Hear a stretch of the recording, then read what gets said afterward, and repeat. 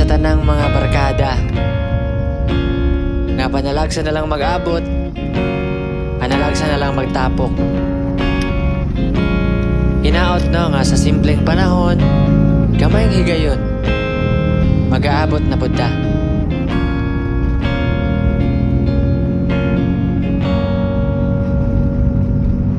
Asa na kaha ang tapok sa barkada?